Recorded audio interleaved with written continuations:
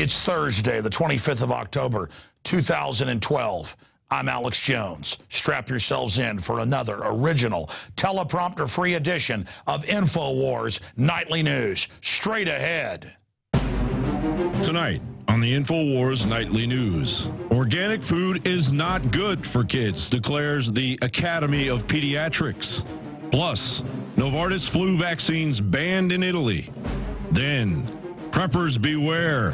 Using common sense during an economic collapse is now a terrorist act.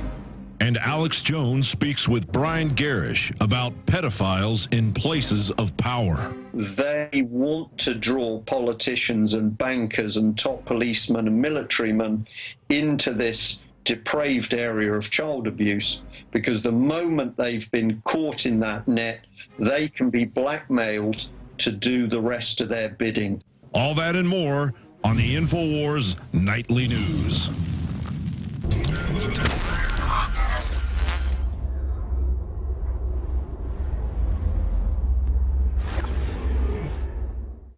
First off tonight, Hurricane Sandy is being called, well, the perfect storm by the Associated Press, Frankenstorm in the International Business Times and Bloomberg, because as it goes up the East Coast, it's now off the coast of Florida, it's passed over Cuba, it is headed up the East Coast to hit New York and New Jersey after going by Washington, D.C. And the fact that winter storms are projected in the next 4 or 5 days as it makes landfall to collide, you've got hot hurricane, tropical storm by the time it makes landfall, going in towards a blue norther. That's the kind of thing in the spring that gives you tornadoes. So it is being called by meteorologists, well, you heard it, Frankenstorm and the perfect storm. We all saw what happened to George Clooney in that movie. So and that storm actually happened back, what, in 1991, the last perfect storm. So look out, ladies and gentlemen. We'll continue to watch this. And that'll be a perfect disaster right before the election with all the other craziness that's going on. We hope it doesn't turn out to be a disaster. Hopefully it turns out to sea into the Atlantic and doesn't kill fishermen like the perfect storm did in that same area doing the same thing in 1991. But there is that report. Now, let's go ahead and shift gears away from the storm here to some good news. Bloomberg is also reporting Italy bans flu vaccine, citing side effects. Italy and Switzerland halted sales of the AG-traded NOVN flu vaccine after the company informed Italian authorities of a buildup of particles in the shots. And it goes on with the company saying that it is safe. The vaccines present quality defects that are potentially hazardous for the public health. Well, there you go. I mean, they know the flu vaccine massively increases Alzheimer's in major studies, reduces your fertility, causes all sorts of neurological disorders like Guillain-Barré. Don't believe me, just go read the inserts. But I thought I'd take you back to reports in Time magazine. The Examiner reports on this. Swine flu vaccine safety. German politicians get safer swine flu vaccine. Remember that 4 years ago? So they're taking something other than what they want you to take. Now, moving ahead here, the Los Angeles Times runs with this shocking headline. Prop 37 is in dead heat amid ad blitz. Just 2 weeks ago here on air, we covered polls that were in the LA Times where the vast majority, well, 2 to 1, were for GMO labeling. Hey, just let me know if you've crossed, you know, insect genes with this corn, or if the corn's growing its own pesticide, or if things like that. But because of pesticide companies, GMO companies, Big Agra, they are running so many ads right now saying it's preposterous, it's going to increase your food prices. The last thing you want to do is know what's in your food. We're good people. Just take the shots and get out of our way. You know, take the pharmacological corn, everything's okay. And support for Proposition 37, which seeks to label genetically engineered food in the state, has plummeted in the last month. Times UC USC poll finds. Of course, really, a lot of these polls in the past have been found to be skewed. They can just tell you, well, it doesn't matter if you were going to vote this down 2-1. Now the polls show you love it. So after a barrage of negative television advertisements financed by $41 million opposition war chest, the USC Los Angeles Times poll revealed Thursday showed 44% of surveyed voters backed the initiative and 42% opposing it. A substantial slice of the electorate, 14%, remains undecided or unwilling to take a position. Yeah, if you believe the public doesn't want to know of GMOs in their food, I got a bridge to sell you. California is normally the bellwether to pass gun control, restrictions on freedom. Now it's pushing for freedom. It's a bellwether that will spread not just in the U.S., but worldwide. So Monsanto and other dangerous actors, they are running around right now, throwing the kitchen sink at this. But hey, you can run, but you can't hide. The truth is getting out there, and nobody's going to stop us being able to know if pharmacological crops are being fed to us, that you feed to the bugs, they die. They have the crops grow their own pesticide in many cases, in many varieties, so that bugs can't eat it. Well, you know what? I don't want to eat it. And the fact that even Whole Foods can't say they're not serving a GMO shows how ridiculous all this has gotten. Here's a story by Melissa Melton. I saw a study a few weeks ago where they said, hey, organic isn't necessarily better, but they admitted in that study that we're not looking at what pesticide does to you. We're just saying it gives you the same nutritional value. And they admitted that study was funded by Monsanto. Well, here's another one.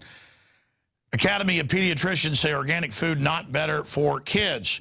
And it goes on, but the needed long-term studies do not yet exist to show that eating pesticide-free food makes people healthier. So just absolutely ridiculous there. Continuing with the Washington Post, provocative research could lead to babies with DNA from 3 people avoiding rare disease risk. And that's where all this is going, is they're going to say you've got a predisposition for this disorder or that disorder, and then you're not going to be able to be born. They're going to say, you got to go to government or government health care. They're already proposing this, and we'll take your DNA, and we'll make an egg, and we'll make the sperm. They can already do that, and we'll make a baby for you, but with all sorts of back doors built into it, just like they build backdoor spying systems into your cell phones and other systems. Scientists in Oregon have created embryos with genes from 1 man and 2 women using a provocative technique that could someday be used to prevent babies from inheriting certain rare, incommunicable diseases. Let's just expand on that. A lot of these genetic disorders, yeah, you're predisposed to get a disorder even quicker if you've got certain genes, if you aren't getting the right vitamins and minerals. But they'll never tell you why all the disorders are exploding. They'll never tell you why breast cancer is exploding. It's never race to find the cause. It's always race to find the cure, which they never find. And the more money you spend on them, the worse it gets and more people die of cancer. It's part of a eugenics operation where they pose as the savior, killing us while consolidating the economy. Okay, this was our top story last night with Rob Dew doing an excellent interview. The video is up at Infowars.com. National Guard whistleblower, doomsday preppers will be treated as terrorists. And in the other article by Melissa Melton, she goes through all the documents backing up everything that Soldier X broke down on air. Then we talked to police officers and others today about FM 3-39.40 internment and resettlement operations and civil disturbance operations, all these different Army documents we link to, the National Defense Authorization Act, the Civilian Inmate Labor Camp Program, proving that the military is preparing to go after Americans that don't accept total tyranny and reorganization of the economy around the Maoist Great Leap Forward cultural revolution model based off of what the Soviets did, starving people out in the Ukraine and Poland. So absolutely huge situation. We've got some graphics as well that go over all these areas. But I was able to interview Soldier X as well, again, on the radio today, expanding on that. But that video is important to get out. Army told preppers are terrorists and they are to be hunted down and killed during a collapse. Well, you can't have, while you're re-educating everybody through starvation, you can't have folks that knew what was happening dug in. They're obviously folks statistically that know your globalist takeover system. So they've got to be targeted because they're informed.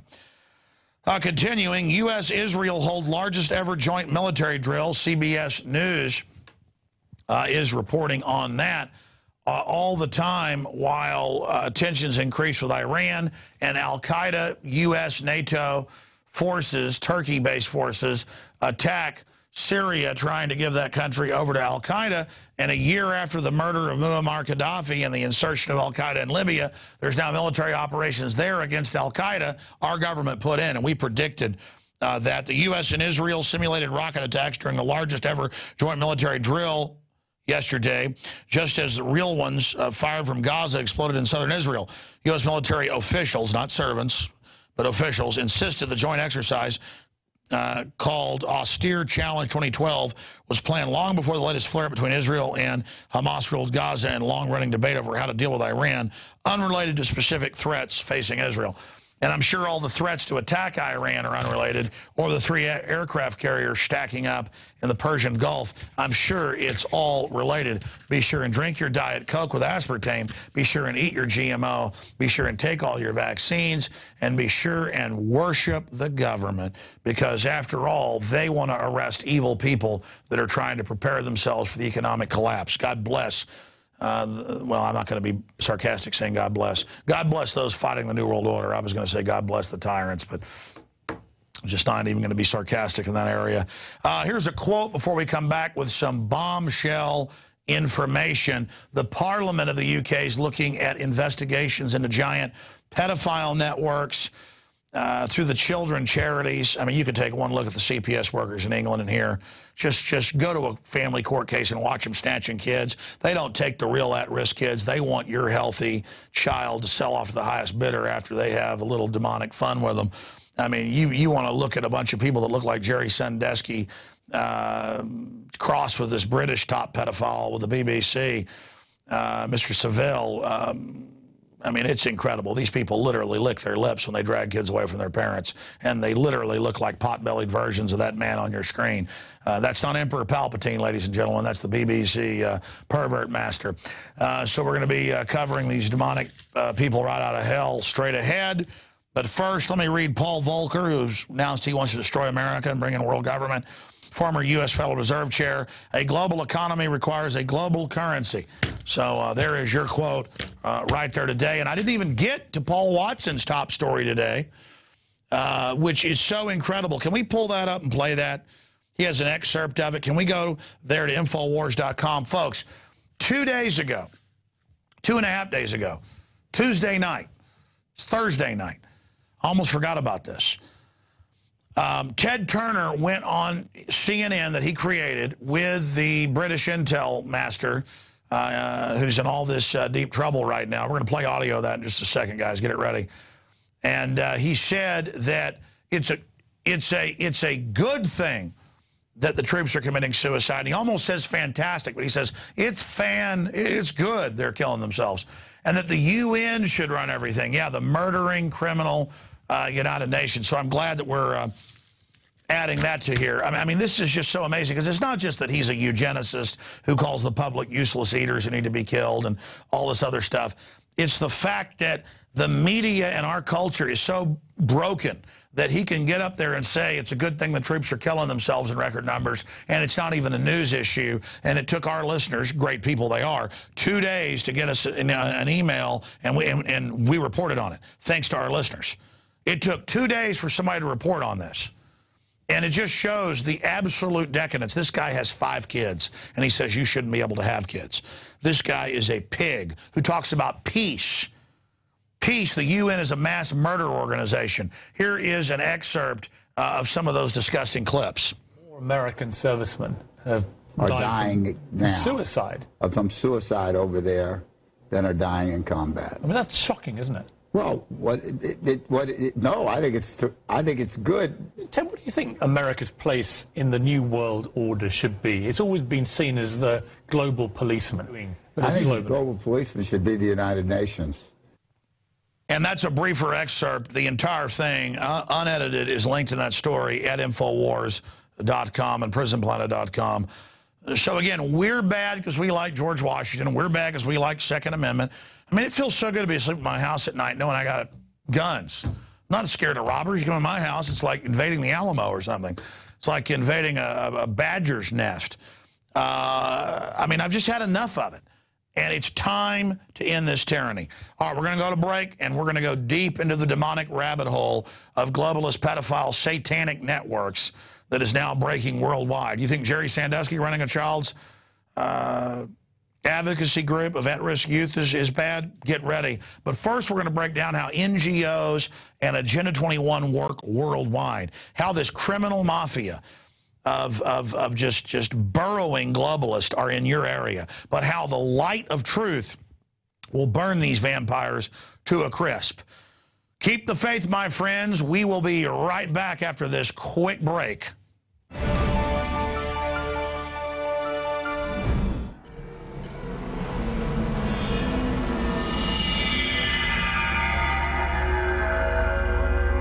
While we fight to retain our liberty, while we fight to expose globalism, we have to realize we're talking about a very powerful combination of power. Renowned author and expert Joel Skousen breaks down the globalist plan to shut down America and stage a new world war. In one day, America will go from day to night. And if you haven't prepared in advance, there's not enough time to prepare in 24 hours, even if you saw it that early. Coming to the InfoWar in November is our new documentary film presentation. Strategic relocation is a systematic way to think strategically in the future about how do I safeguard. Joel Skousen, Strategic Relocation. The freeways are going to be crowded, they're going to run out of gasoline, they're going to run out of food, and then they're going to start to go north and south of those freeways. Joel Skousen is renowned as one of the world's foremost experts in strategic relocation and the securing of your home. We talk about natural disasters, the health environment, we talk about pollution, the water quality. My personal experience about being in every one of these states. Government is digging in for the organized, incremental collapse of society and world war. The U.S. isn't building huge underground bases and bunkers because of some terrorist threat. They know that a massive nuclear attack is coming. They want that attack to come. Most people won't even be ready and won't be able to get out of town when any of these nuclear weapons fall, because there'll be absolute panic. There is no preparedness without strategy. What I tell people is that you do have time. Prepare wisely in advance. This Christmas, give the gift of preparedness. Strategic Relocation, the film, with Joel Skousen and Alex Jones.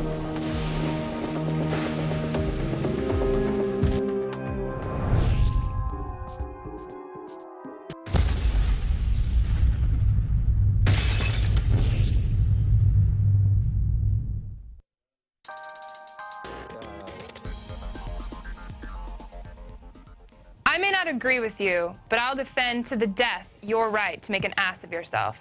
Thank you, Oscar Wilde. I'm Christy Hightower here with a quick Planet Infowars update. Now, I want to talk to you about the first article titled The New Terrorism, Strangling Free Speech by Planet Infowars user Prometheus Unchained. Now, as I'm sure you do, you consider yourself a patriot. Well, Prometheus goes to point out that the government is picking and choosing which ideologies and philosophies are good and which ones are bad. That is not their place. It's a rule by fear of force. Now, we all have friends that disagree with us, but keep in mind Oscar Wilde's quote whenever you want to get angry with them. You know, this is the plan, and it's a great one, to divide the people, keep us fighting amongst ourselves and completely ignorant to what lies ahead of us. Now, people are always asking Alex this question, you know, what do I do when my family isn't awake, when my friends or my family don't pay attention, don't seem to care? And he always answers the same way. He says, be persistent, be patient, and most importantly, be full of love. And this is a big thing to remember because it's really easy to get angry. So moving on, changing gears here, we're going to talk about the upcoming collapse. So do you think you could survive on $500? Well, Planet Infowars user Giovanni Report explains exactly how to do that. In his article, Live While They Die, How to Survive the Coming Collapse with $500. He provides a practical guide, starting with situational awareness, all the way to a prepared checklist and medical kit, etc. So go check that out, because quite catchy there. And the last article I kind of want to touch on is our food. Now, we all obviously have to eat to survive. And this is actually a repost, but it's by Planet Infowars user Mia K.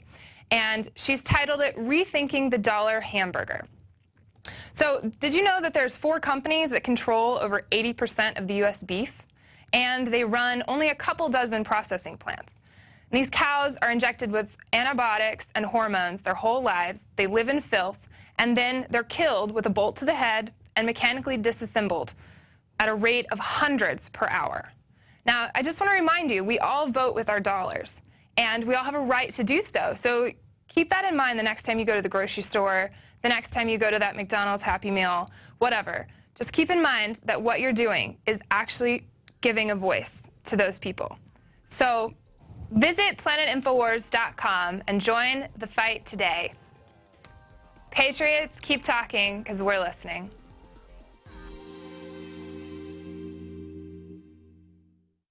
My friends, Alex Jones here with a very important announcement. We are launching a new salvo in the info war, because there is a war on for your mind. You know that the globalists are trying to get everybody online and only online so they can control and surveil information and also erase books, videos, whatever they want to in mass. That's why we're launching our answer to the internet kill switch, Infowars magazine. The first issue, we printed over 90,000 copies of the September issue, and it sold out in less than 2 days. So get your copy of the new technocratic elite issue today before it sells out. Again, we cover from the technocratic social engineers' own words, their own admissions, their plan to take over our society and replace us with robots. But we don't just stop with the rise of the robots and the end of humanity, or will humanity survive the singularity? We get into the government buying now 1.6 billion bullets against the American people. We get into Big Sis's surveillance of this magazine and my website, Infowars.com. We cover QE3 and what hyperinflation means to you and your family. Whatever you do, don't look back later and wish that you would have taken action. Take action now. People have never been more ready for this information. People have never been this hungry, starving for the truth. And it is contained in the new issue of Infowars magazine. This is a time capsule. It is so important we get it out to everyone. If you subscribe now for 12 issues, we will give you the first issue absolutely free. So that's 13 issues for our 13 colonies, part of restoring the spirit of 1776 worldwide. Again, go to InfoWarsStore.com and order 10 packs, up to 100 packs at cost, and give them out to people in your area. The response last month was incredible. People are hungry to actually hold this information in their hands. You can also subscribe and get 12 issues delivered to your door and get the first inaugural issue free. I'm Alex Jones, thanking all of you for your support and making our operation a huge success.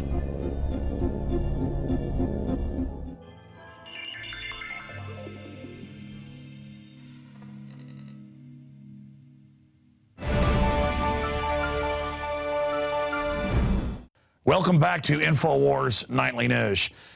You know, we go wherever the truth leads us, and the globalists operate basically in the dark to the general public only because the general public is so focused on sports, entertainment, the latest tabloid garbage. So the establishment pretty much operates in plain view of everyone who is awake. The problem is the general public is so naive, and we saw this with Nazi Germany and things. People couldn't believe what they were doing, or mass murder of tens of millions went on from 1917 up into the late 40s in the Soviet Union, and people called it a conspiracy theorist. J. Edgar Hoover, the head of the FBI, in 1951 testified before Congress that there was no such thing as organized crime or La Cosa Nostra. We now know that's ridiculous today. And it is this naivete that allows evil to operate. Now, we're going to break down with one of the leading fighters for liberty over in England in a moment, Brian Gerrish, how the tax-free foundations and so-called, charity takeover of the West ties into some very, very dark areas of intelligence gathering, surveillance, you name it. and how children's charities are at the heart of this. In Europe, in England, I've had members of parliament on from England, same story as Congress people I've had on from state legislatures and federal. It's the same story. CPS, very high levels of pedophiles on record. Highest level of pedophilia, even the Justice Department says, is in CPS. Just incredible information, Child Protective Services. And more we understand this is what you have to be involved in to get into the highest levels. We're dealing with a pedophile cult. At the heart, there's also a lot of occultism and Satanism. We've seen, of course, you know, the big sex orgy type stuff that Dominique Strauss-Kahn admits with prostitutes that was described by the New York Times as eyes wide shut. That's really the parlor entrance to all of this.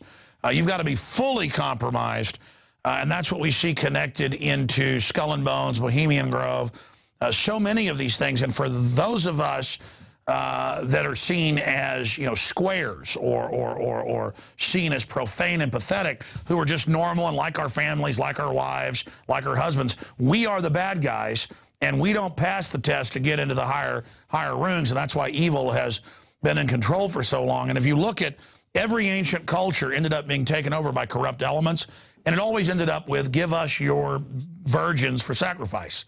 Give us your children for sacrifice. And so there is a psychopathic, sadistic subgroup, a cancerous group of humans. It's a very small percentage of the population, but through history in every culture, from the ancient Druids to the Babylonians to the Aztecs, right through every other culture, you see this aberration form. Now, I'm kind of giving a little upfront history lesson here, but we told you over a year ago that Jerry Sandusky from our sources at Penn State was running a big foundation for at-risk little children, and that he was pimping them out to very powerful people.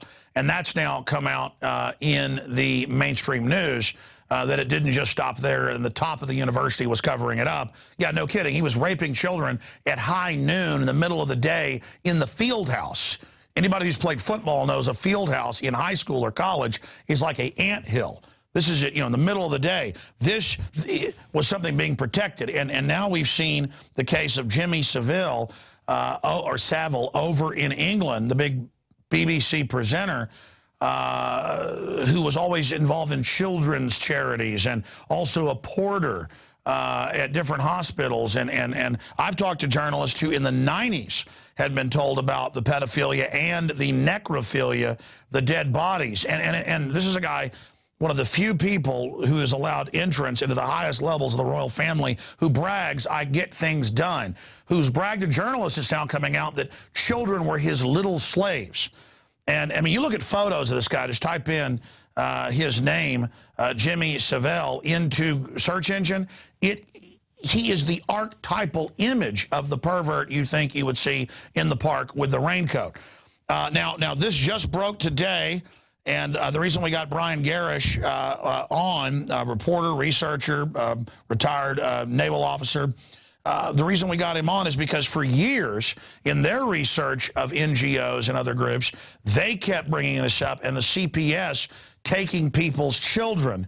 And they don't want children actually being abused. We've noticed this here. That's why you find about children being eaten by cockroaches and rats and, you know, weighing 15 pounds when they're 6 years old, and the CPS knew and wouldn't help them. You see that in the news.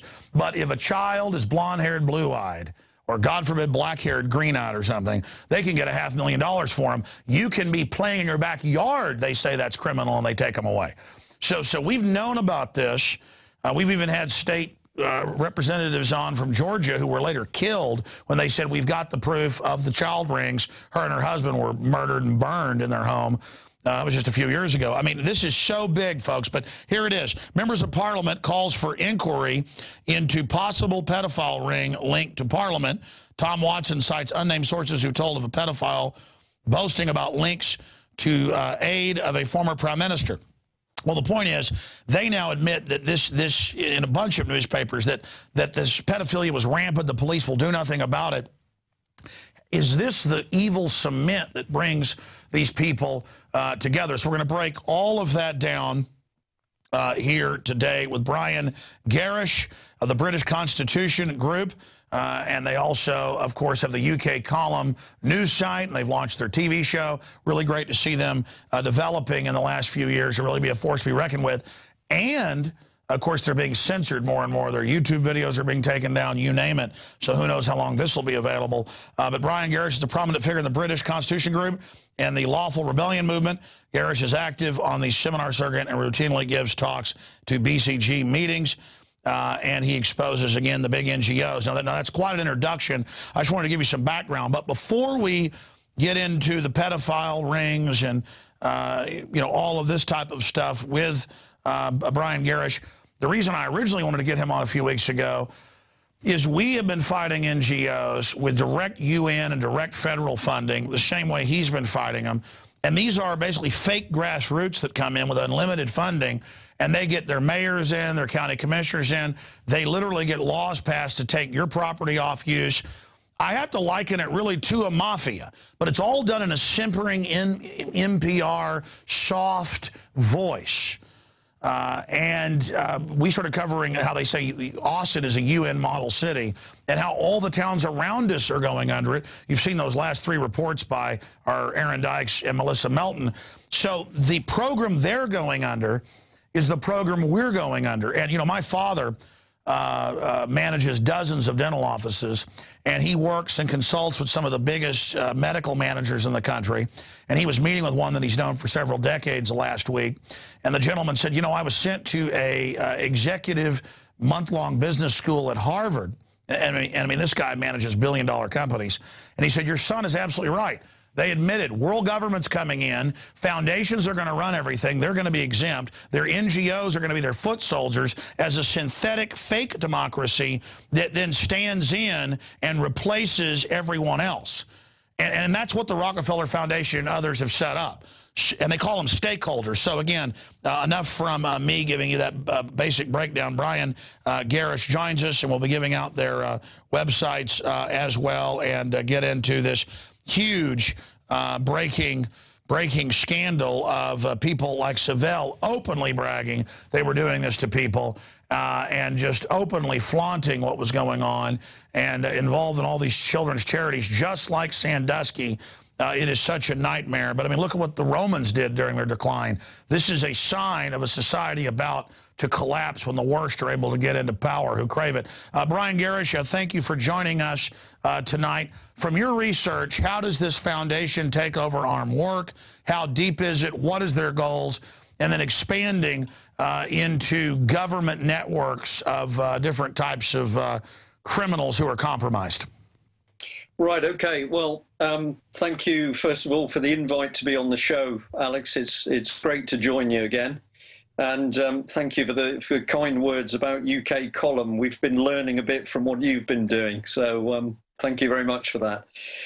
What we're really seeing in UK, if I summarise the situation at the moment, we're watching a steady breakdown of everything. So the schools don't work properly. The National Health Service, the hospital system doesn't work properly. The armed forces are being cut and cut and cut and cut. The transport systems don't run. Politics doesn't work. Everywhere you look at the moment, there's turbulence, there's change. Everything is changed every couple of weeks, every month. Nothing's stable. And people are getting an increasing sense of breakdown. If you start to analyze what is causing this, you find that we've now got thousands of organizations, a minimum of 6,000 non-governmental organizations which are working in the country. These are change agents. I'll come back onto that in a minute. We've got something like 171,000 charities working with a budget of £44 billion. If they were all doing their real job and being charities, surely we would have no problem. If they were spending £44 billion, we would have nobody who was hungry. But actually what these organizations are doing is they are carrying out an agenda, some of which is coming through government, but more and more of the agenda is coming in directly from the United Nations.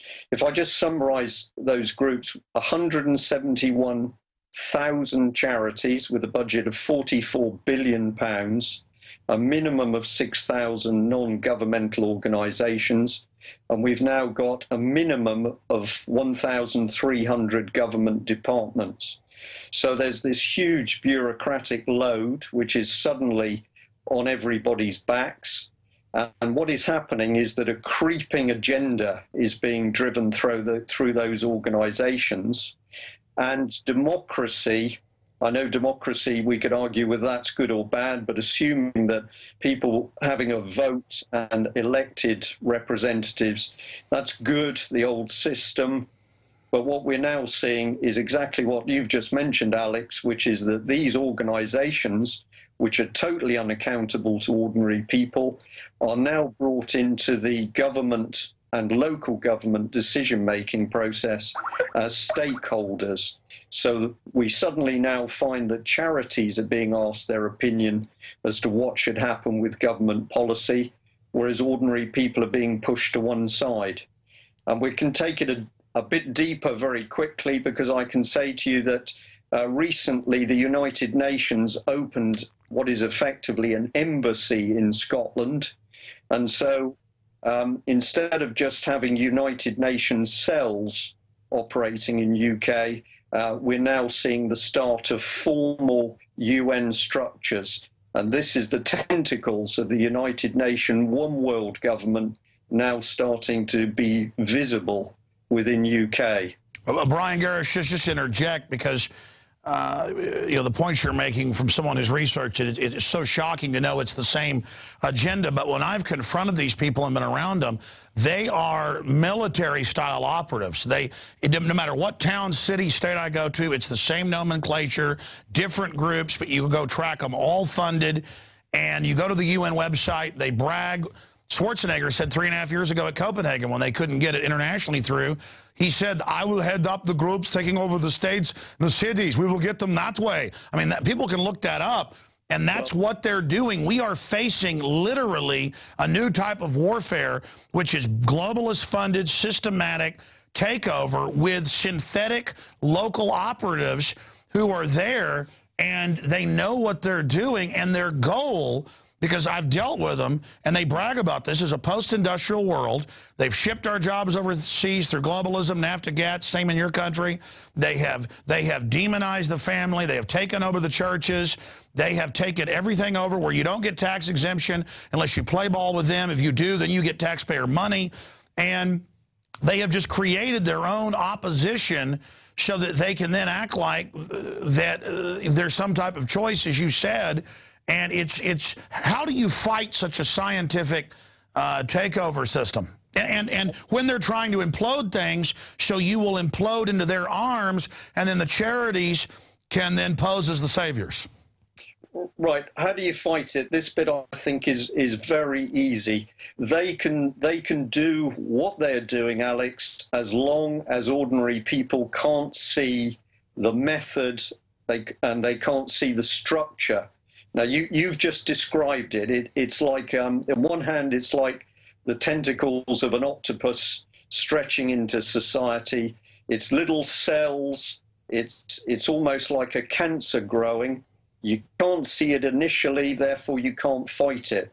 But the moment we and other people describe who these organizations are and how they work, this is 90% of the problem.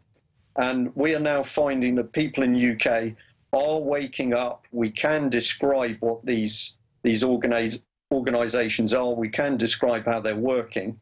And the moment people can see it, all of a sudden it's like a light coming on. There's something else I'd just like to say to you, because I think we might discuss it. But key to this agenda is the fact that Saul Alinsky is a major part of this. Now, Saul Alinsky is within Obama's policy. This man was a subversive. He was essentially Marxist doctrine, but he believed in pushing the takeover via small, creeping incremental steps, and getting into the lowest levels of society. He wanted to be in community groups. He wanted to be in the local football team. He said that basically the task, the drive, the political agenda had to go into every single area of society. Now, Saul Alinsky is the declared strategy within the Obama administration. It is also the declared strategy within the Conservative Party and Liberal Democrat. And tell people who he dedicated his book, Rules for Radicals, to. He dedicated the book to Lucifer.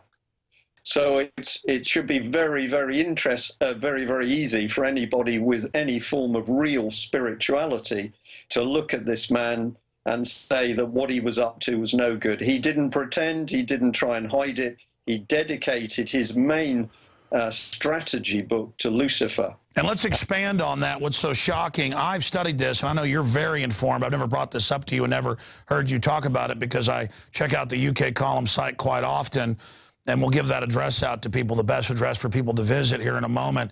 But expanding on that, I have tracked this back to the French Revolution, roughly 220 years ago, which was not like the American Revolution or others. It was purely demonic, satanic, Luciferian. They were devil worshippers. This is in the mainline history books. And George Washington spoke out against them in public letters against the Illuminati. It is the German Illuminati through France. The Jacobins, they wanted a 9-day week. They wanted to end the family. They wanted to tear down civilization. They wanted to be able to have unlimited power themselves. And then I study that. Karl Marx, Engels, all those guys, they even gave odes to that. And you follow it right through. This is not something from Marx and Engels. This is not something from Lenin. These are Illuminati devil worshippers because it's not just Saul Alinsky. They all, when you get down to their final, documents, they're all go ahead and admit they're devil worshippers. I'm sorry, go ahead. Well, the thing that I always like to push with people is that if you want the evidence, just do the research with Obama policy or the policy the Prime Minister of UK, David Cameron, is pushing. The Saul Alinsky doctrine is there embedded in the party politics. It's very easy to see. So that is one thread going through. The other one that has been combined with the Saul Alinsky doctrine is the use of neuro-linguistic programming, NLP. And this is what has made this new blend so dangerous, is that you're not just training people and trying to indoctrinate them by putting them in a classroom and talking to them for 8-10 hours. You're not having to drum the doctrine into their heads. You can now use neuro-linguistic programming, which is a form of behavior modification, and you can drift this doctrine straight into the minds. And by the way, executives, for people that don't know about Delphi technique, NLP, all the major executive courses that are pushed by government and others in Europe, England, U.S., Australia, Canada, and it's a global model, but that's where it's coming out of. If you listen to NPR, our national public radio, or your BBC, it is the same soft cadence and the way they do things. And then it turns out they're actually, this is not even hidden, they're sent to classes to do this, and they're literally, to boil it down, trying to hypnotize people. Alex, in the UK column, we previously printed an expose article on the British government using applied behavioral psychology.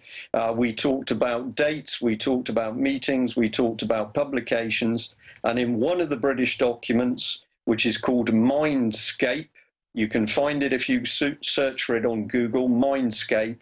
In there, they admit that using these procedures, people will have their views and values changed, and they won't know that that has happened. Or if they do realize that something has changed in them, they won't know how it's happened. This is very, very dangerous stuff. And we also exposed that Cameron's cabinet were colluding with French behavioral psychologists in order to exchange ideas as to how the British and the French public could be psychologically moved into the new frame.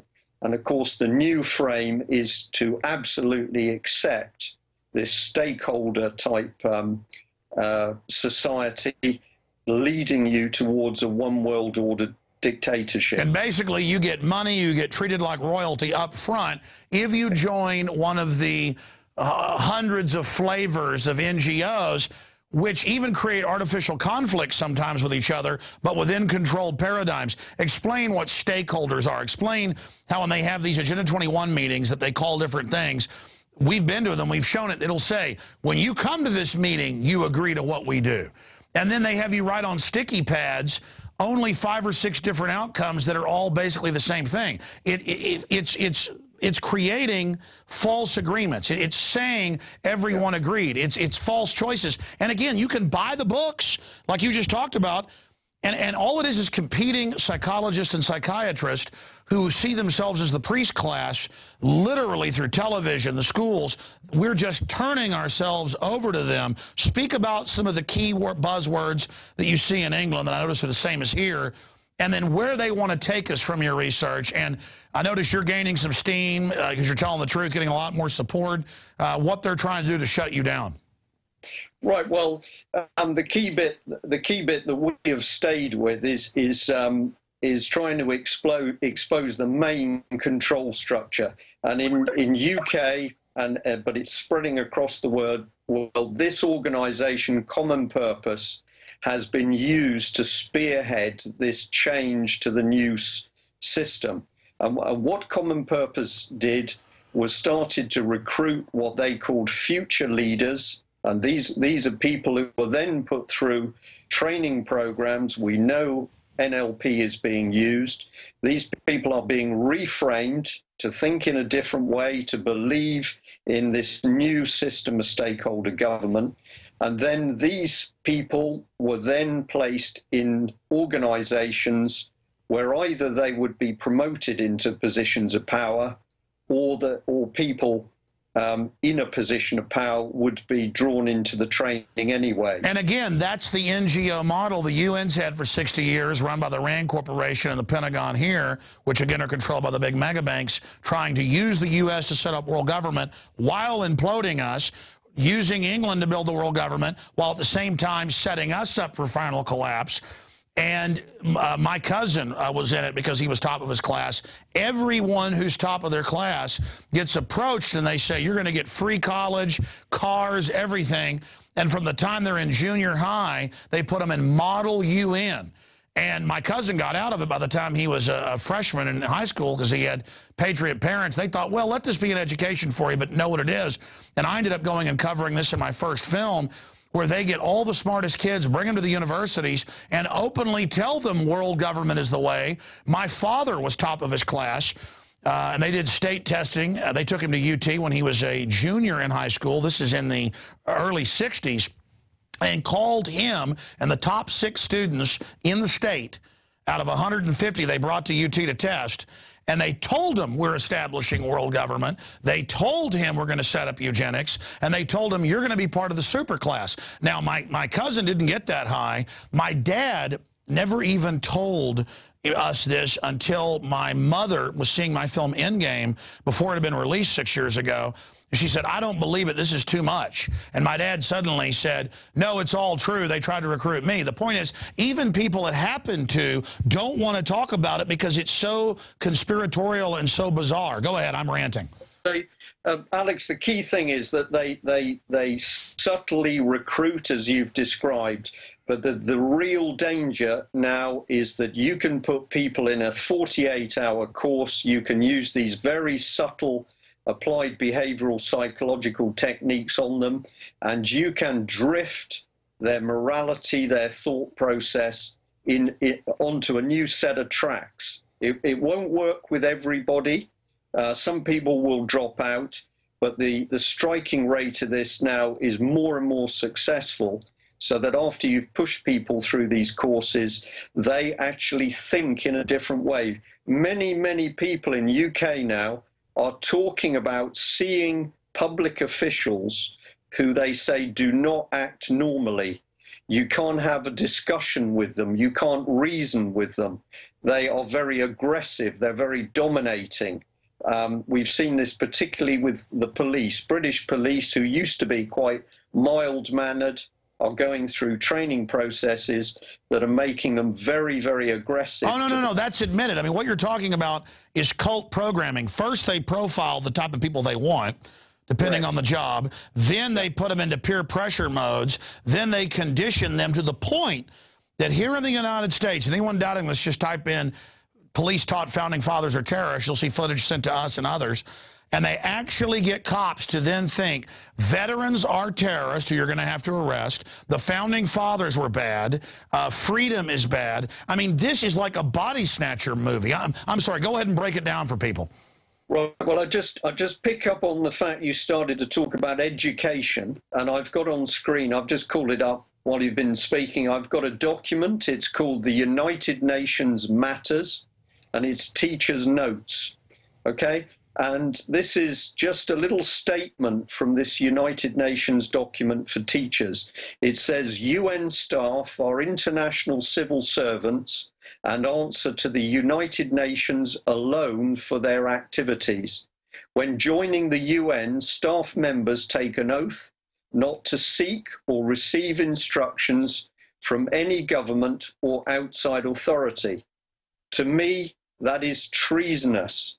If you have Americans who are working anywhere with the UN, this document says that those people have signed up to work with the UN, not with the United States. And this is the real danger of the United Nations. It gives the impression that it's there to help people in the world. It's there to help try and feed them, to solve problems, to bring governments together. But in fact, what it is doing the whole time is creating this single, vicious, one world government. And it's in black and white here. You are to answer to the United Nations alone. Yeah, they're not even hiding it when you know where to look. Brian, it is so painful when you read all their own documents, how they brag, how they're going to take over incrementally, how when they're done with us, a revolt of the plebes would be like a revolt of sheep against the practice of eating mutton, to quote one of the Nobel Prize-winning globalists. Was that Bertrand Russell? They just go on and on and on with their arrogance. And I've actually been, you know, at meetings and things when a camera's off and globalists come over and go, yeah, of course we're taking over and we're going to kill you when we finally take over. I mean, to know that this is a power cult, a gang, worldwide, world government, funded by the big 6 mega banks, who are now on my TV every day now saying world government's been established, the euro is imploding Europe, the final sovereignty is being signed over, you will not have single family homes anymore. You will live in dormitories. Schools all over the U.S. are giving inoculations without parental consent when that's a felony. I mean, they are already willed to power, just doing what they want. I've hiked for 20 years on the Barton Creek Greenbelt. They're now just shutting parts of it down as an exercise of power, and then only their little local green guardians are allowed to go in. I mean, I'm going under feudalism. I'm going pre-Magna Carta now that our ancestors fought for, 1215. We are literally seeing a new dark age dawn of these mid-level and high-level globalists, but their minions, like you said, are just brainwashed and believe in what they're doing. And if you even try to reason with them, they get violently angry and have no intellectual capacity and love their servitude. And to know it's a scientific takeover, I don't think, you know, viewers out there watching for the first time, I hope they understand this isn't a game. Okay, I mean, there's so much research, so much proof that it's unbelievable to even deal with it.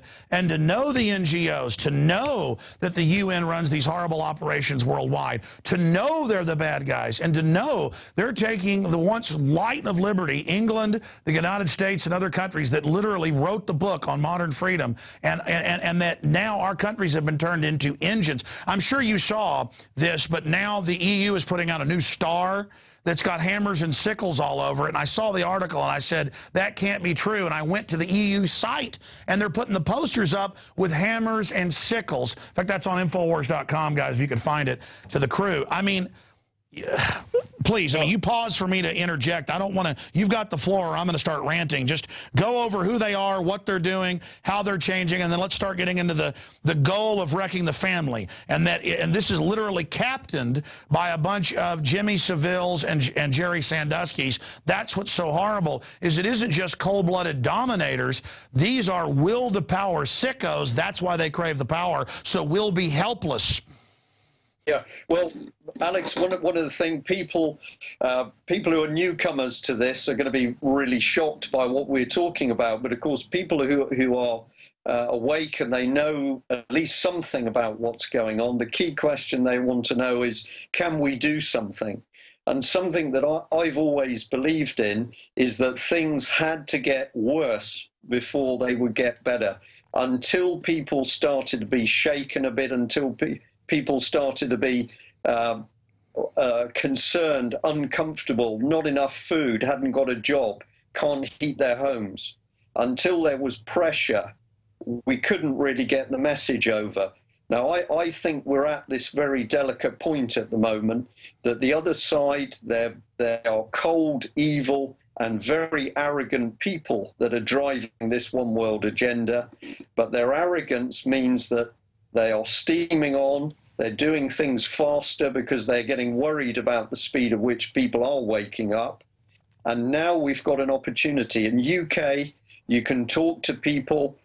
Maybe they're okay, they've got a job, but their children haven't got a job.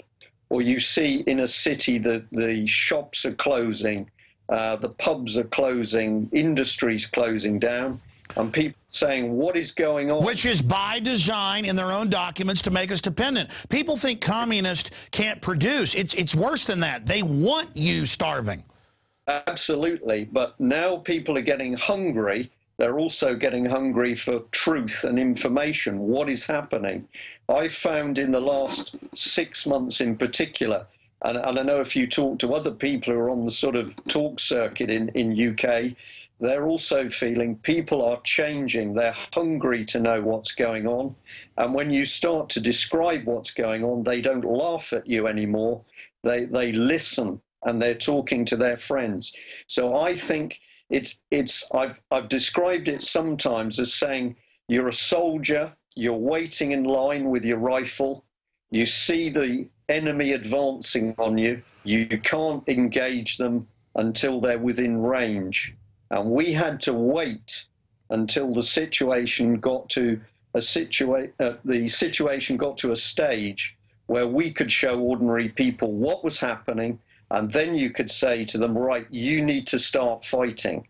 And the fighting aspect is so key because if we have people getting panicky and starting violence, that is going to take us down the wrong path. At the moment, we need it to stay as calm as possible for as long as possible so that we can spread the information people need about what's happening.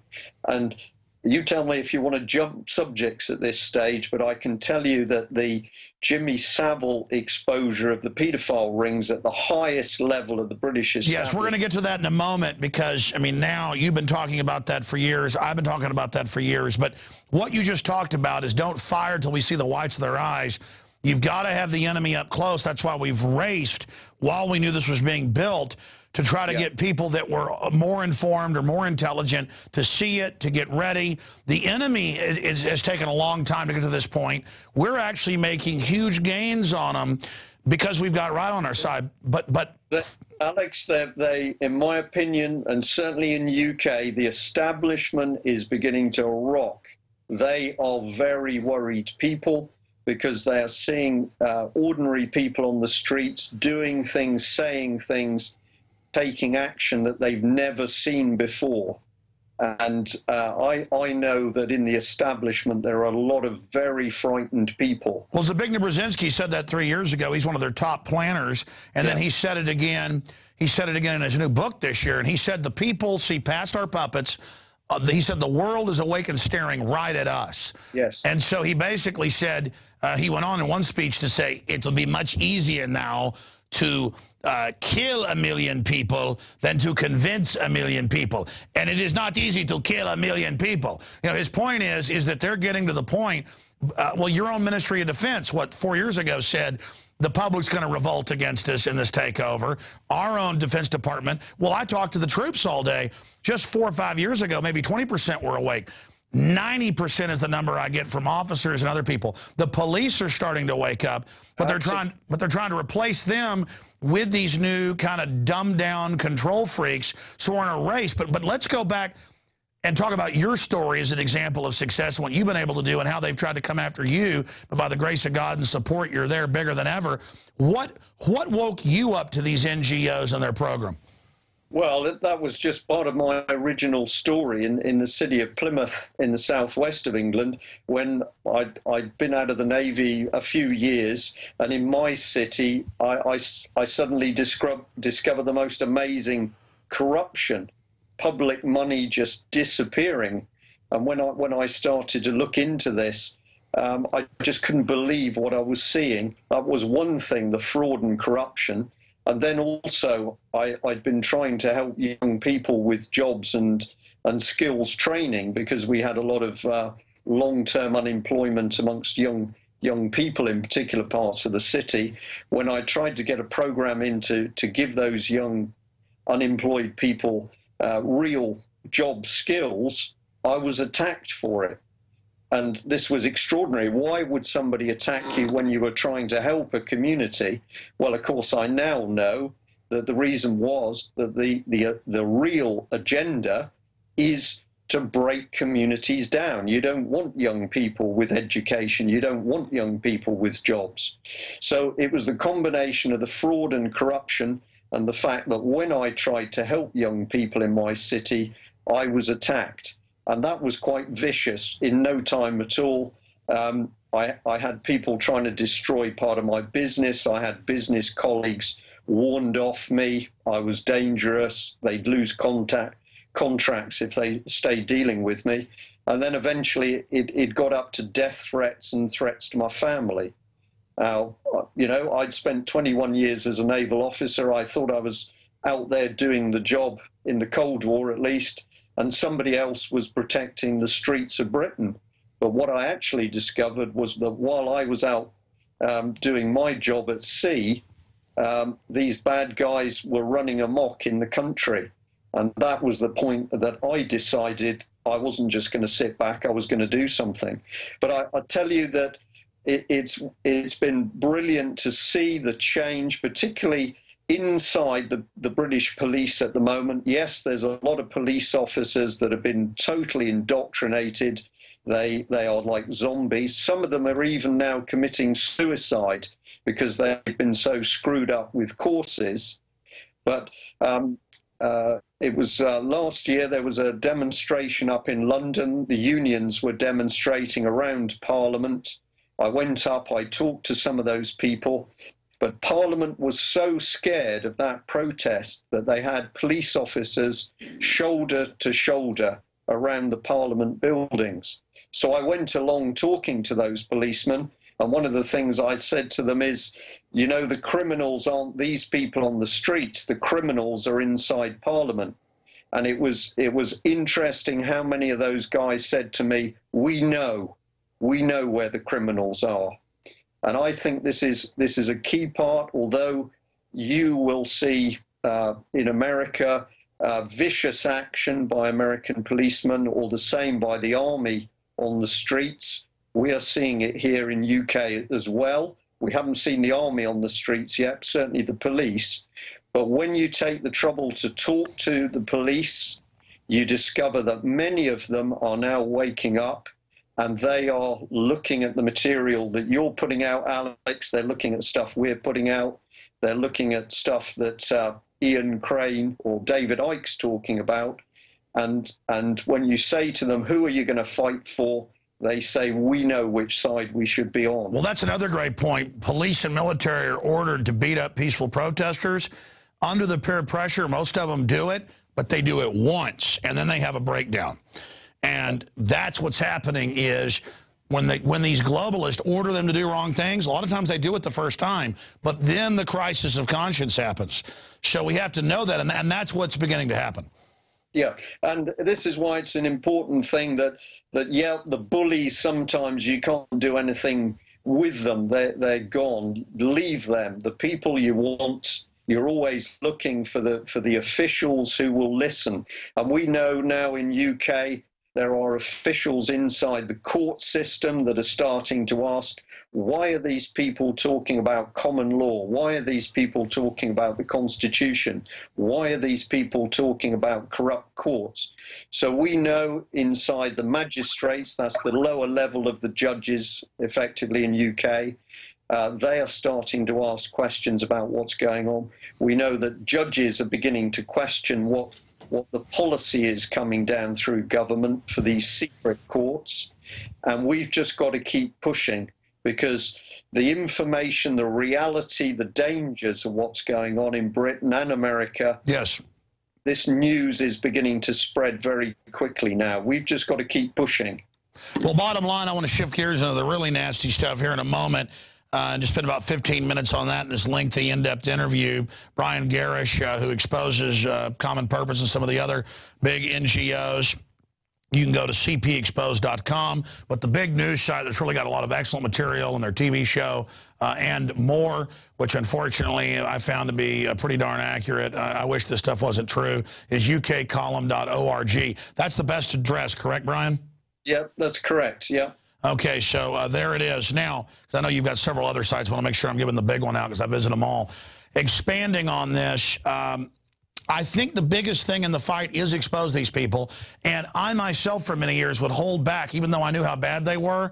It's like, this sounds too crazy. But if you know history, as I begun this discussion, breakdown, actually history gets pretty crazy when good men do nothing. That's all that evil tyrants need to flourish, is that good men and women do nothing.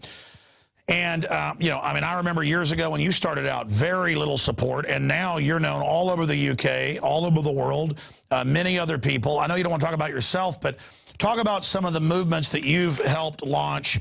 Lawful rebellion movement. You know, we have that here in our Constitution, Bill of Rights as well, because it comes out of English common law and Magna Carta. Explain what that is, because that's certainly got the system frightened as well. Well, lawful rebellion was an idea that a number of us came up with, which was, it was just coming up with, it's almost like a stamp to say, you've got an organization. How do we know that your organization is going in the same direction that we are?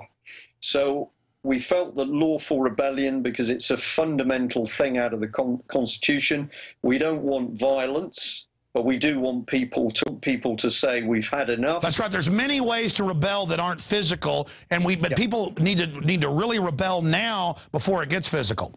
Correct. Yeah. So with the concept of rebellion was a very emotive term, which a lot of young people certainly pick up on, because young people are rebellious. But we want it to be lawful at this stage. We're not encouraging violence. We're encouraging cold, calculated resistance to what is going on, withdrawal of consent. So, if you like, lawful rebellion was a brand. You could have an organization, perhaps it was interested in what was happening with food, but if you carried the lawful rebellion logo, then other people knew that you were doing your bit to fight this one world dictatorship. And that lawful rebellion concept has been very successful, because it very quickly moved out of UK into other countries. And it's just a stamp. It's not an organization. It's just a means of showing. Exactly. It's an idea. It's saying, hey, targets of opportunity, when we see corruption, we're going to resist it however we can, whether it's reporting on it, whether it's lawfully sabotaging it, whether it's seeing some bad globalist doing something bad and exposing it to their family. You know what? It's time to get aggressive with these people and just attack them because they're attacking us. We have absolutely got to attack them viciously. Absolutely. Now, the other, come on to the other groups. One group that I must mention is the 9/11 Truth Movement in UK.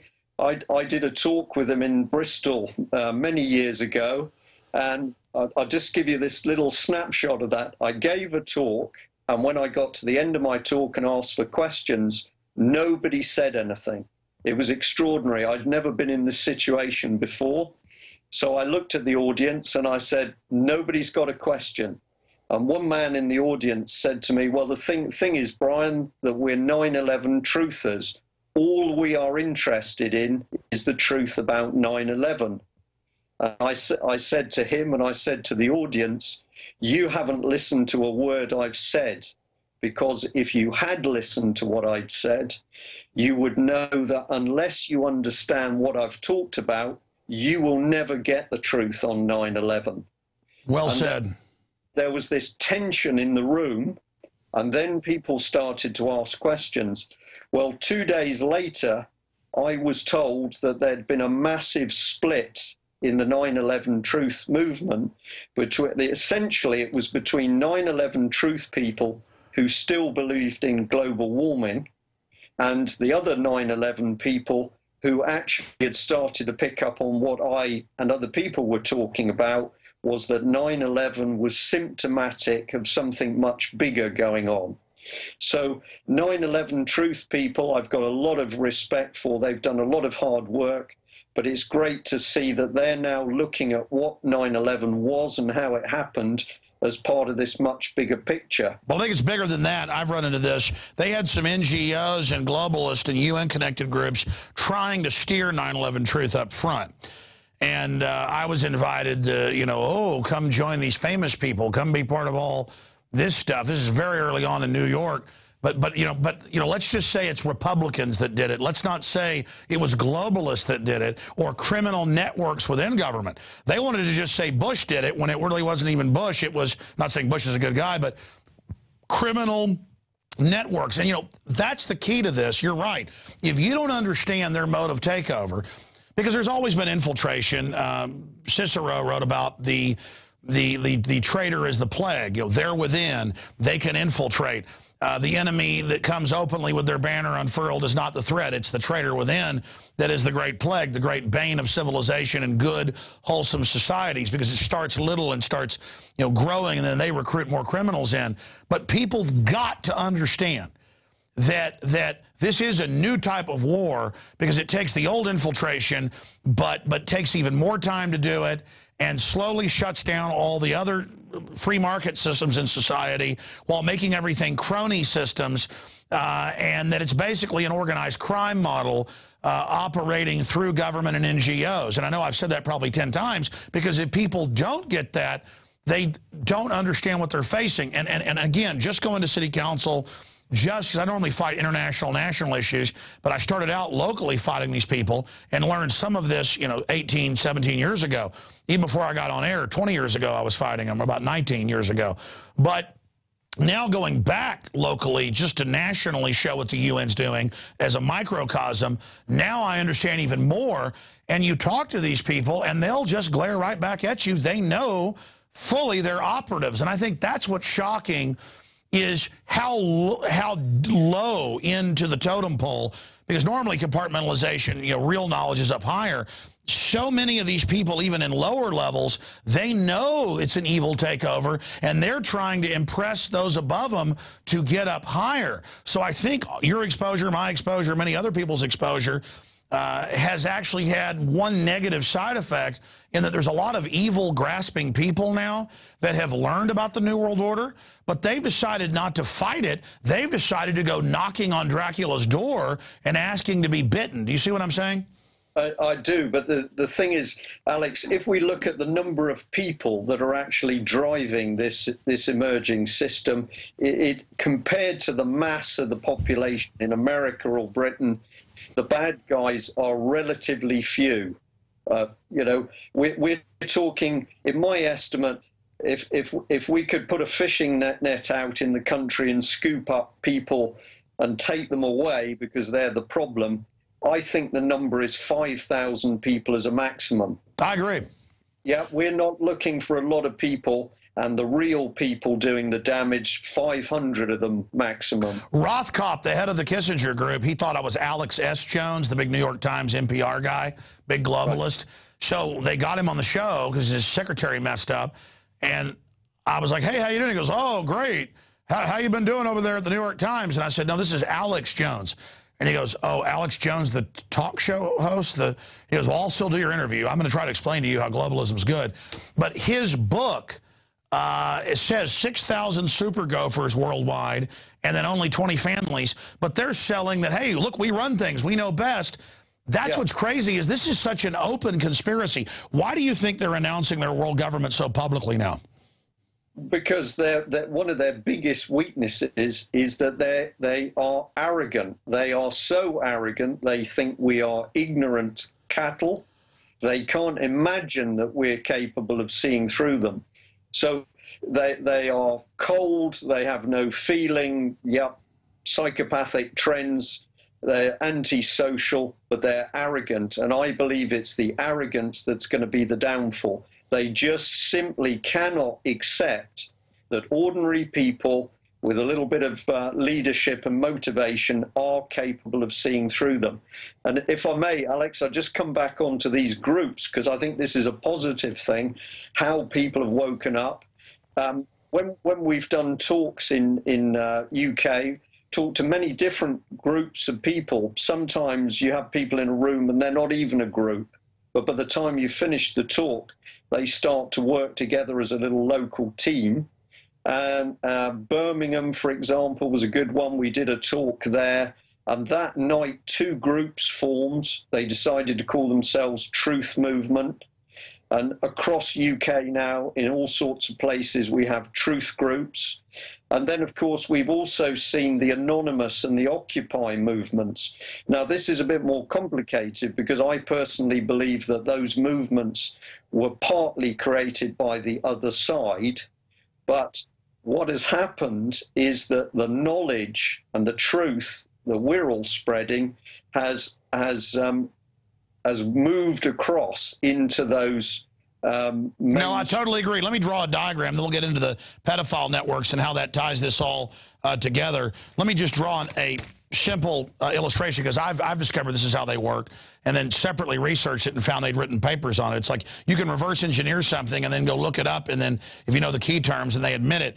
Take Occupy, take any of this. They know there's going to be resistance to what they're forming, so they want to create artificial groups so that people gravitate to that as opposition, so it can then be siphoned back in to the overall globalist operation. So what happens is it's like having a projector that is shooting onto a screen, and they say we're resisting, knowing that all the little individuals that know something's wrong, who the globalists are worried about, are going to come in, and then once they've got you projected, you know, they can go ahead and put their message out onto you once you've come to the light, you know, like a moth to flame. But as you said, they can't do this if we give them opposition. If we are outside of this, forming groups, forming ideas, our information is, once they create a projection and a mass, using military terminology, I know you know, once they create a political mass, our information is more truthful, more accurate. I say more truthful, nobody's perfect.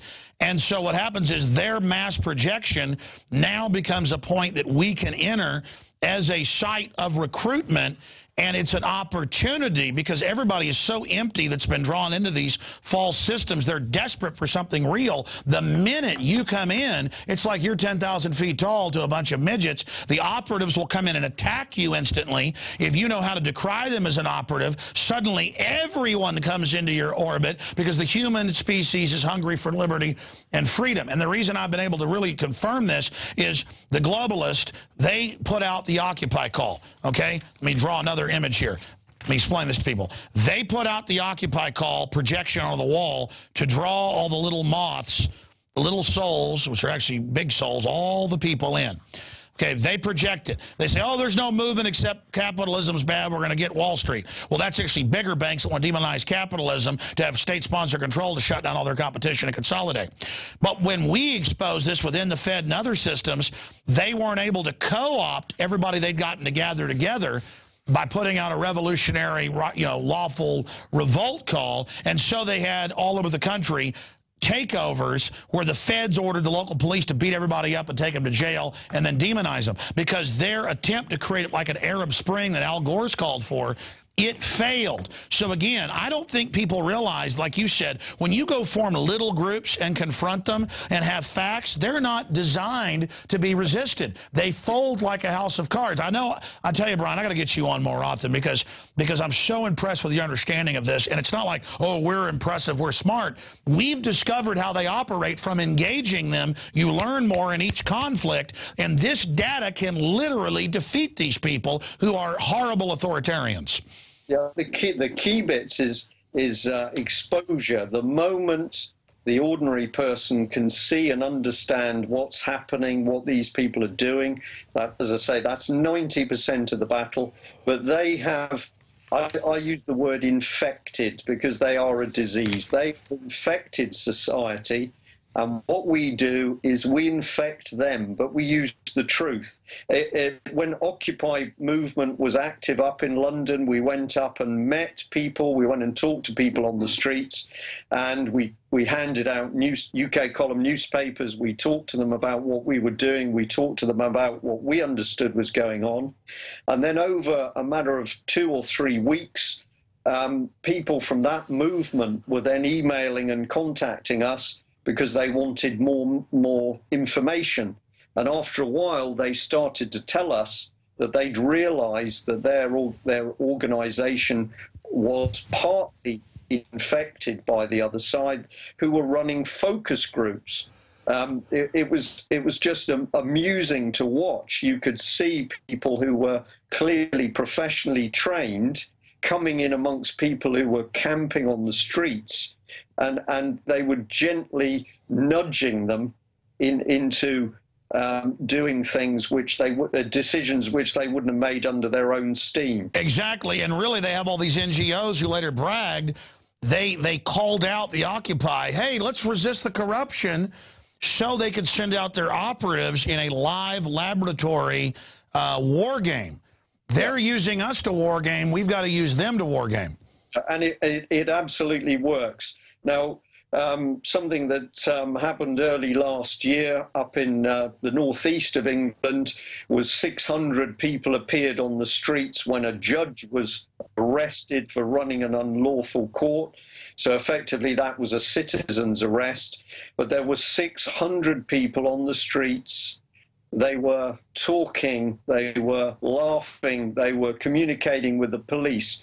There was no violence, there was no trouble. And it was so powerful because the police were curious. They'd never encountered, they were there with their riot vehicles, they had police dogs, they had all the force ready to go. And instead they found ordinary people talking and laughing and joking with them. And they were fascinated. They took hundreds of copies of our newspapers away from them. We had people coming out of office buildings saying, what is going on? Because they couldn't understand why so many people were on the streets, but it was also peaceful. And in a world of universal deceit, telling the truth is a revolutionary act, Eric Blair, a.k.a. George Orwell, and we're going to show a little clip of that here. But again, British tax protesters arrest judge in act of lawful rebellion. Birth of British Tea Party, chaotic scenes as police clash with demonstrators. But it goes over that video. Paul Joseph Watson wrote about that. Now, we've gone an hour. I know it's midnight out there where you're at. Brian Gerrish joining us, ukcolumn.org, cpexposed.com, here with us at Infowars Nightly News. Now that we've covered for people how the government mafia operates and how this collectivist tyranny model is metastasizing, let's just spend 10, 15 minutes on the really sordid details, and I'm going to just sit back and let you roll. It's just that this Savelle story is exactly like we saw with Sandusky, who was just the madam procuring these poor little children for people above them. I mean, it's all come out, and no one's getting in trouble above them, that they all lied, they all knew. And again, for those of us that that's alien to, we'd rather stick our arm in a garbage disposal than hurt a child. We have to understand we are dealing, from my research at least, I want to get your take on this, the CPS, the authoritarian obsession with children we saw in the Soviet Union, Nazi Germany. A lot of authoritarians get into this because they want the uniform and they want the power and they want to be able to carry out murders and tortures. Some are into women, some are into children, some are into just torture. But this is literally a legion of doom we're facing, and this new case, now with investigations in Parliament, this is a crack into the demonic world of these people. And you're over there, and you've talked about this for years, and now it's really coming out, which is another victory for humanity after so long. Brian Gerrish, you've got the floor. Break this down. Right, okay. Well, the first thing I'd like to say is credit due to David Icke on this one, because I read one of his early books, and one of the chapters was talking about children disappearing in UK. I really didn't know anything about that subject, but he mentioned some things in my local area, the area where I live, in Plymouth in England, and it made sense to me. When we started the UK column newspaper, the first thing that happened was that people would ring us telling stories about their children being taken away falsely, under false pretenses, by the child protection system. And initially, I'm going to say I didn't believe some of the stories that mothers and fathers were telling me. And then eventually one lady came to see me, and she said that her daughter was taken away from her at gunpoint in America. That was in Florida. So this is an English mother, English daughter. The girl was taken away from her in Florida. And that little girl, 10 years old, was flown back to UK and put in a mental institution where she was told that the pain, the physical pain she had because she was ill, she was told that was all in her head. It was an amazing story. The mother showed me all the documentation. She proved to me that her daughter was taken away unlawfully, and that girl was has never returned home. That was the first story. And then we got to the stage where we were getting 3 or 4 stories a week of children being taken away under false pretenses, false testimonies, falsified court documents, perjury in court. And then we started to hear about children taken away, and those children were clearly being abused. And then abuse victims started to come forward. And I began to research. And of course, I learned from other people, not only in America, but in other countries, who were saying that basically governments were themselves taking and trafficking and abusing children. Now, some of your audience won't believe this, but I'm going to say it's happening in America, it's happening in Britain, it's happening worldwide. And the abuse of those children is carried out by paedophile rings. These are not dirty men in raincoats. These are men and women right through the strata of society. But ultimately, these paedophile rings are being controlled at the highest levels of society. And what has happened in Britain over the last couple of weeks is that a famous entertainer, Jimmy Savile, has died. And since his death, it's emerged that far from being such a great man, getting money for charity to help hospitals and children, he's turned out to be a prolific paedophile. Over 300 victims have come forward. He was abusing children on his own. He was abusing them with other people, and there were other groups abusing these children. The British public have been stunned to actually discover that this man, who many of them thought was a wonderful man, he was doing great things for sick children, for injured children. Just like Jerry Sandusky, exact same thing, running a children's charity. But as the story has exploded onto the scene, of course, the first organisation in the firing line is the British Broadcasting Company, the BBC. It sells itself on an international platform as being the bastion of truth and honesty and morality. We know that the BBC at the moment is simply a propaganda machine, And what it's now demonstrated with Jimmy Savile is that it had paedophile rings operating within the organisation, and the BBC has attempted to cover up those organisations. But more than that, we've now got the exposure in the last couple of days by an MP, Tim Watson, that there's evidence of the paedophile rings being connected straight with our politicians in Westminster. And this makes total sense to me, because when we have looked at the way you see local authorities, that's our local government system, taking and abusing children, this would only be possible with the connivance of our members of parliament and our courts. So the control of these paedophile rings had to be at a very, very high level. I'm one person who's investigated it. There are other people who've been warning about this for much longer. David Icke is one of those people. But now it's absolutely clear that we have paedophile rings embedded at the highest level of the British political establishment and the higher establishment.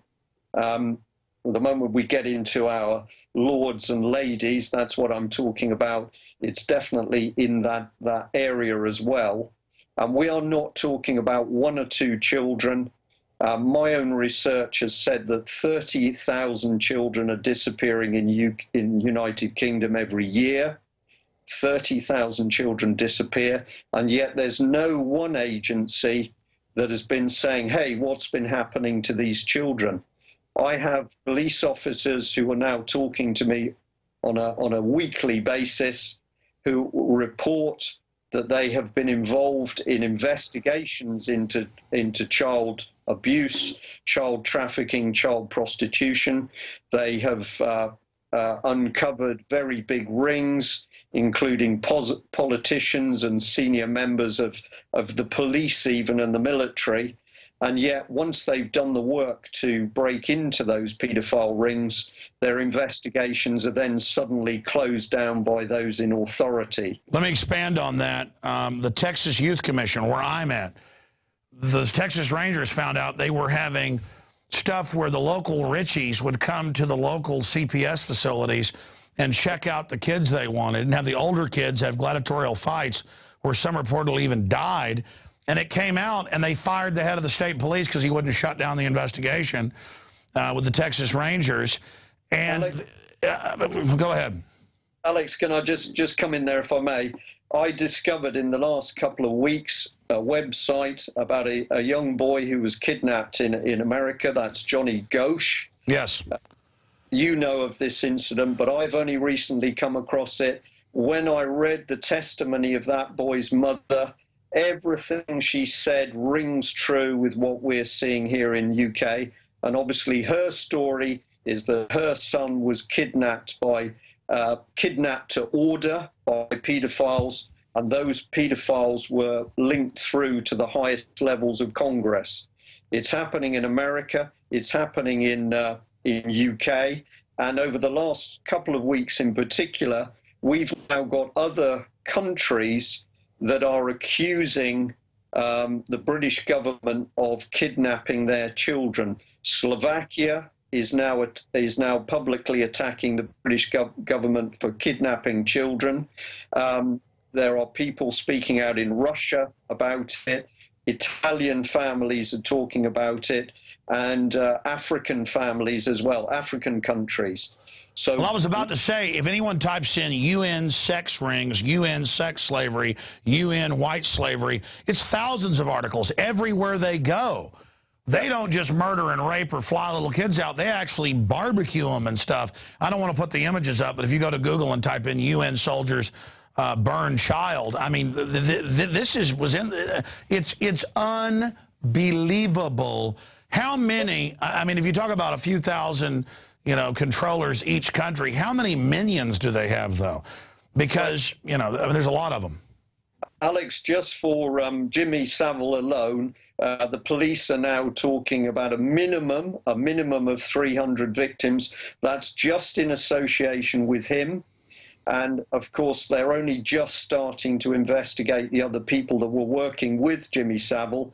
But what is incredible about this paedophile case is this man had access to high security mental institutions, Broadmoor. He was given the key so that he could get into that institution. He could sleep in there. He could abuse. Well, they always do that. They always say that the people running the asylums are worse than those in it, because it's like Sandusky. It was at-risk mentally ill kids and stuff because, oh, they're mentally ill. I mean, this is incredible. Well, of course, children who have any form of disability, if they're physically disabled or mentally disabled, or even adults that have a mental disability, these are prized victims for the paedophile rings because, of course, they make unreliable witnesses. This is a horrible subject, and when I talk to audiences about it, I tell you the room goes quiet, you see people go white. But we have got to understand that the people we're up against in America, we're talking about people in Congress. In UK, we're talking about members of Parliament in Westminster. We have got these high-level paedophiles embedded amongst the decision. Well, look at all the mail pages being pilfered by the Congress here. It's constant. Yeah. But what I'm going to say is, for us at least, the Jimmy Savile has been such a huge shock that we've now finally got journalists and media people starting to say, hey, what is really going on? And I can tell you, I've had 2 calls today asking me for information on material that we printed many months ago. Finally now, people are saying what these guys have been talking about is real. Yeah? So I've said 30,000 children disappearing in UK in a year. The figure for America, I believe, is nearer 300,000. Yeah, it is. Listeners to your program can do their own research and ask on a state-by-state basis. We're not talking about 1 or 2 children. This is massive child stealing and trafficking. Now, in Britain, part of the UN agenda is called Every Child Matters. Now, of course, when you see this on a document, most people, because they're good people, they're not suspicious, they're just nice, ordinary family folk, they think that any document that says every child matters is to look after the children.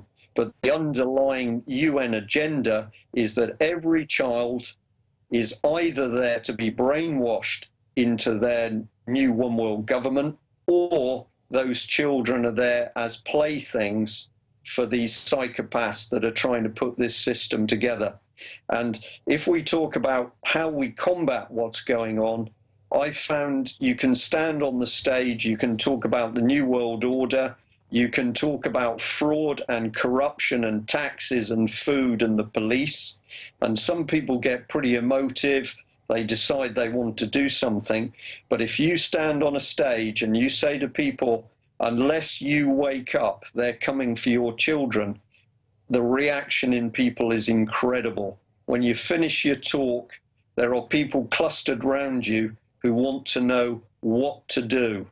And I believe that's right. We are now at the stage where the other side is beginning to move so quickly. This subject to the child abuse is a tool for us. This sounds very cold. If we're going to protect families, if we're going to protect children, we've got to jolt people awake with the fact that the people we're up against, they may look like a very nice, well-behaved senator, but in fact they're a dirty pervert who is prepared not just to have sex with children, but to torture them and kill them. Well, that's the whole point. They actually like torturing them, most of them. Absolutely. And you know, we have to come to this realization, this is what we're facing. And, I mean, look, our own Justice Department says CPS in this country is the most dangerous place for a child, 7 times more likely. People can look these numbers up to sexually abuse, 5 times just beat them up or starve them. So many of these foster parents and people that the state hires out just warehouse them, lock them up in cages. When real children are being abused by their caregivers or parents, they're left alone. But if they fit the profile of a healthy, well-adjusted child, Katie, bar the door. That's who they're coming after, and they're bold. They want tyranny because they want to exercise power. And to these demons, hurting innocent children is the ultimate prize. And you're right. We give them to them in the public schools. We turn our kids over to them. We turn them over to the television. We turn them over to the vaccines. We're turning our children over. We put them on a school bus. A government bus pulls up, and we just throw our child on with them. The government takes our money, builds the school to be the center of the society, to totally take over and run our lives. And it's criminal. Well, children are our future. We've got to look after the children, otherwise we don't have a future. And you're absolutely right. Parents, I did it. Other people, parents, my friends did it. We just put our children on the bus, and you assume that what is being done to them is something good and productive. But I would say to parents now, you need to know what is happening to your child every hour of the school day. Here's an example. Remember under Clinton, they tried to say, teach kids in public school, 5-year-olds how to masturbate. Remember that? Right. Now, this program, let's stick with this point, because this is a very important thing. One of the biggest weapons that the other side has used has been the liberal agenda. It's a slow, creeping breaking down of morality, and they've been so successful. One measure of this is the debate over the age of consent. You know, we'll say originally it's 18, and then it's suggested it should be 16, and then it should be 14, and then, oh, well, okay, it might as well be 12. So the liberalist agenda, which seems to be not too bad, okay, maybe sometimes they go too far, but they bring in the policy, this slow, creeping agenda, and this has been very successful in attacking and breaking down the morality of young people. Today on the UK column live news show, one of the items we talked about is the fact that schools are now back on talking to children about sex in ever greater detail. And we highlighted a website that's been set up by one of the local health authorities where they're telling children they can do anything. They're describing anal sex in great detail. I won't go into some of the worst things of it. They're saying this is there to make sure children don't get pregnant. But what the website is really doing is teaching children the most depraved sexual... Well, sure, it's all about robbing the innocence for these devils. That's what gets them excited. And we've seen in closing countless examples of this. I monitor satellite talk radio, I monitor terrestrial radio, I monitor the comedians. And the big hot thing that the system likes to hear now, and I mean, I'm just going through the dial and hear this, and I'm like, well, I only heard that once. Now I've heard it like 50 times the last few months, is talk show hosts joking about how they like to have sex with children. Or making fun of cripples and saying they ought to be killed. So, and again, it is total dehumanization. They just want to destroy our basic ethics so that we're rudderless and are demoralized so we can be run over. I mean, it's like Skinner said, you know, we're going to get rid of dignity, morality. We're going to go beyond evil. And it's so incredible. Right. So, but we've got two things happening here. We've got the attack on children and young people to destroy their morality. In fact, you could say it's the first stage in starting to groom them the way a pedophile would want them groomed. It's TSA, groping them. They admit that's training. Yeah. Now, the other thing that's going on, of course, is that the practice of pedophilia, of child abuse, is actually a weapon that the other side uses to control people. And what I can say is that when I joined the Navy back in 1972, you were taken through a security vetting process. They wanted to know whether I was a womanizer, did I use drugs, did I get drunk? What the security services were looking for were any dirty little habits that could then be used to blackmail me. We've now got to the stage by this progressive decline in morality. We have British politicians who take drugs. We've got the British politicians who steal their expense money. We've got British politicians that use prostitutes, male or female, it doesn't matter. They're having affairs, they're swapping wives. Now, the moment that is normal behavior, how do you blackmail them? Now, what is the one thing left?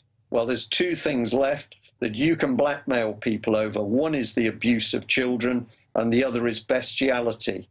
So there's a gentleman, a senator in the island of Jersey, the Channel Islands, as we call them, between France and Britain. And the senator of Jersey, he was called Savray. He stood up and warned people about the abuse of children in Jersey, and in particular in the children's home Haute de la Garenne. He was hounded out of his job. He was victimized.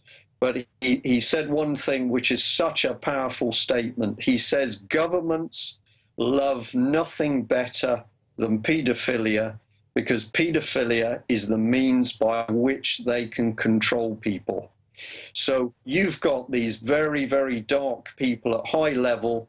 They want to draw politicians and bankers and top policemen and militarymen into this depraved area of child abuse, because the moment they've been caught in that net, they can be blackmailed to do the rest of their bidding. Exactly. It is a very evil design, and it is just unbelievable what we have come to in this country and in your country and all over the world, and only exposing it will turn this around. I know it's there at midnight for you or past that. So Brian Gerrish, I look forward to getting you on the radio show very soon. I want to remind the crew, if I end up forgetting with 1,000 things going on, let's get Brian Gerrish on the big syndicated radio show in the near future. People out there watching, get this video out to everyone. We're going to let you go, sir. Thank you so much for the time. Can I just say we'd like to return that compliment. We'd like to have you with us. Anytime you'd like. I'd like to set it up, sir. Okay. Thank you very much, Alex. All right. God bless you and take care. Ladies and gentlemen, this is not sensationalism here. I wish this wasn't the case, and I have to say, if we're guilty of anything tonight, it's not going far enough. But I can't be guilty of that because this is so big, so out of control, so deep, so wide-reaching. There's no way to even be able to cover it all with the knowledge, with the research, with the things that we have gone over time and time again. This is a technocracy we're facing, and it's driven by people who love the will to power. Whatever there's bad, they want to do it. That's their exploration. That's their trailblazing is into the pits of hell. I want to trailblaze into the stars. I want to empower the innocent. I want to truly see a level playing field. I want you, whether you're old, young, from Russia or Japan or Africa or the United States, I want you to be free. I want you to experience music, classical music, ideas, quantum mechanics. I want to see people alive, loving life. And I'm sick of watching groups of sicko weirdos getting together and dominating us and using our tax money to control us. In closing tonight, this has been a lengthy show. Great job of the crew. We're in an info war. And it is time for lawful rebellion, whether that's banner hangs or calling into talk radio or going to city council on fluoride or fighting for the Second Amendment or exposing Agenda 21 in your area. You can also support this operation. That's a serious form of lawful rebellion. That when you get a PrisonPlanet.tv membership, you really get 6 memberships for the price of 1. And it's $5.95 a month. When you get the magazine, it's truly a message in the bottle. Our 3rd issue is getting ready to come out, and you'll get 12 issues, 13 if we have a few left, delivered to your door, shipping included, for $59.95. More than half the cost is actually the shipping. So we're selling this to you at cost. This, I believe, now that I've thought about it, this magazine is one of the ultimate tools to wake up the novice or someone unaware. You know why? Imagine getting 12 or 13 of these in your mailbox over the next year. with amazing covers, powerful quotes, info, graphics inside. I mean, this is something that will really wake people up. This gives you a dozen shots to wake up your friends and family. Send it to your police department as a subscription. Just put in their address, pay for it, boom, it's going to them. And, of course, who it's being addressed to. Your state house, your senator, your congressperson, your local talk show host. Give that local talk show host a year's subscription to this, and I will guarantee you it's going to end up getting covered on local radio. It's going to probably end up getting covered every time the issue gets there, one of these articles. This is the message in the bottle, our truth fighting their lies and propaganda. So, again, this doesn't even fund our operation. We do this at cost. But you notice I constantly talk about it.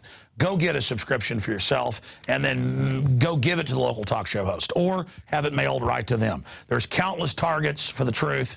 Get it out to everybody today. Give it to your library as a subscription, and they will put it out on the stands.